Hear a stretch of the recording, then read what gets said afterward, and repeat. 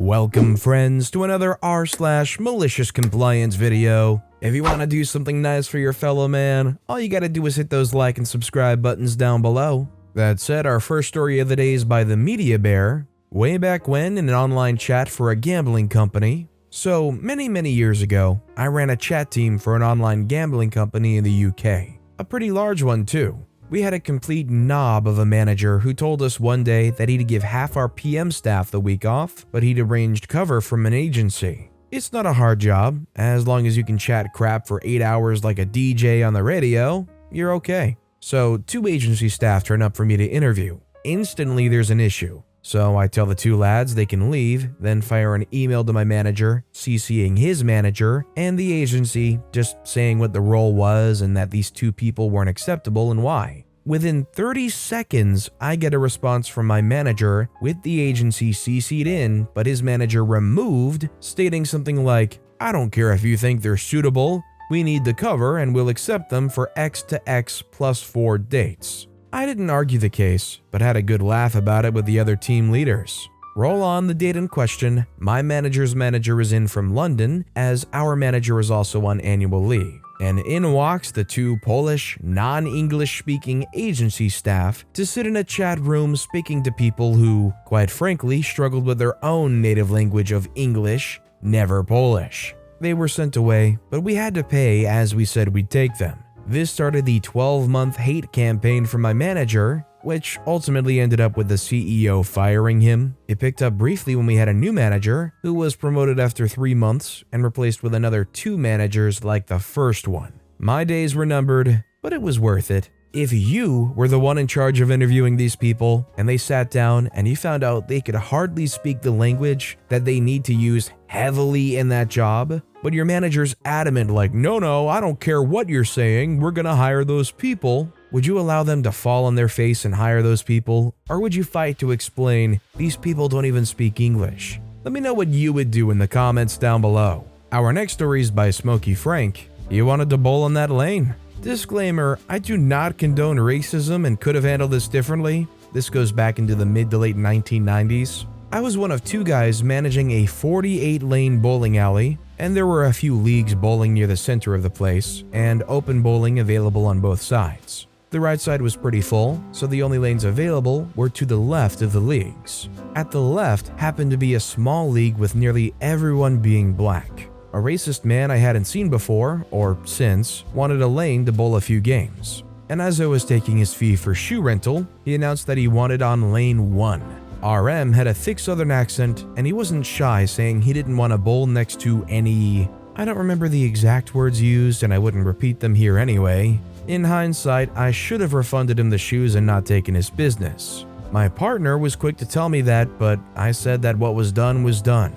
Please don't beat me up in the comments about this. I'm including it for how it played in later. Now, the first few lanes had bumpers available for young kids. I told RM this, that the bumpers were there in case young kids came. I put him on the first lane that didn't have bumpers, and he didn't cause any trouble. Within half an hour came the opportunity for malicious compliance. A group that had about 8 to 10 kids came in, and they used an entrance nowhere near where RM was. And we got them set up in shoes. You guessed it, it was nearly a 100% black. Now usually I only put bowlers on the bumper lanes if they ask. But cue the malicious compliance. I directly offered the bumper lanes for the kids. They wound up taking I think 4 of the 5 lanes, and that left RM only 1 lane between him and all these kids. My coworker rolled his eyes. He knew exactly what I was doing. RM came down to the desk about 10 minutes after. I don't remember his exact words, but he didn't complain about the kids being put to his left. But I could tell why he was leaving, and the alley was better without him.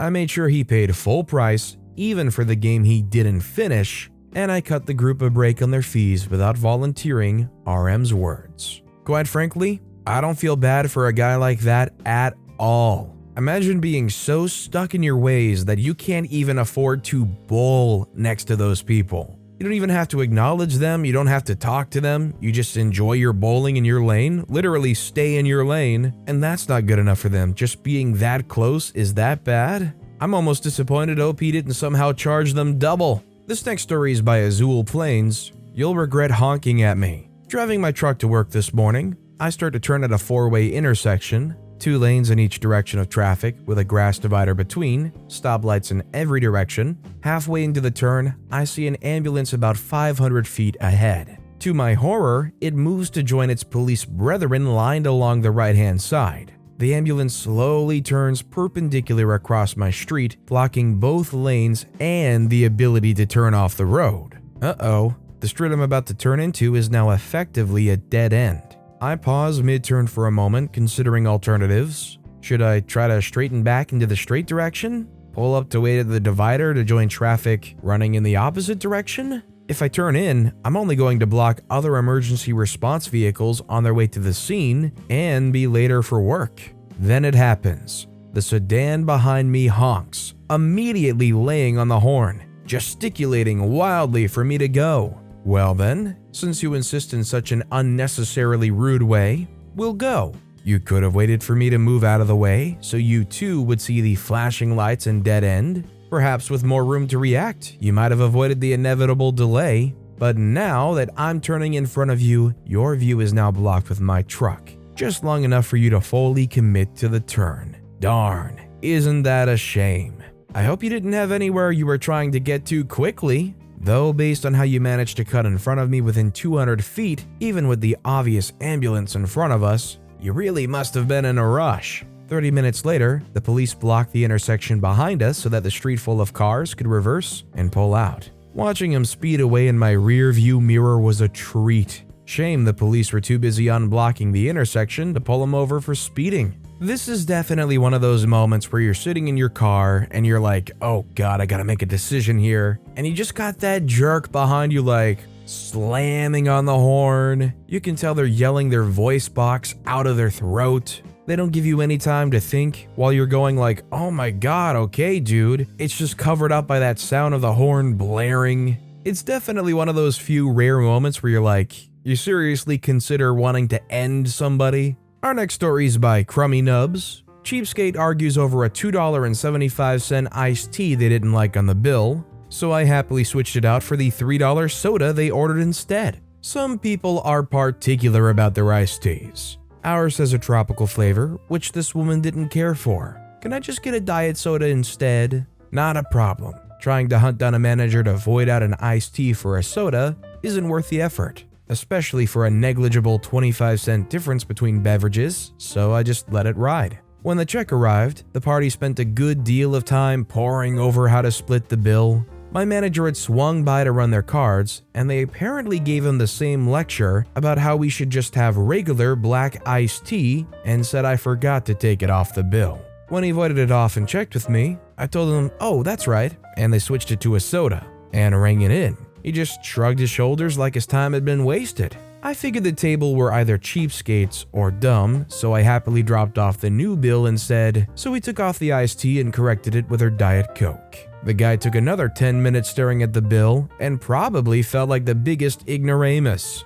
I mean, to be fair, they probably just didn't know the price difference. Maybe they were hoping that they could sneakily get away with getting the tea removed and not having it on the bill altogether. Either way, it definitely did not work out for these people. And our final story of the day is by Kilted Turtle. Sort the parking out? Okay, let me know if this works for you, company with a V in their name. Back in the heyday of a fiber company with the letter V in their name, they were jamming fiber into the ground as fast as they could. They came to our townhouse village. We got notice that they would be starting the next Monday and that they would be going along the inside edge of the sidewalks to set primary fibers, and if we wanted it to come to the house, to paste this orange sign on our front doors. Okay, I was happy with the current provider, so no orange for me. Parking is tight, with spaces for residents marked and some for visitors marked. I was surprised to come home on Friday to see a ditch witch, cable digging / insertion machine, across the 3 spaces my family normally used.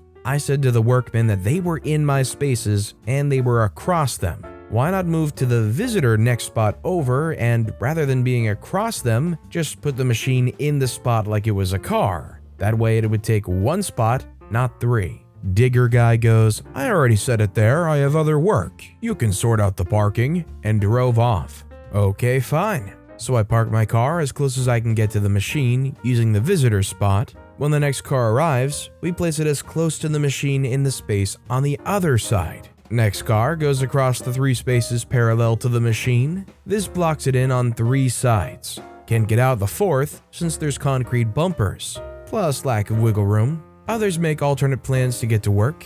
I stay home to watch the action.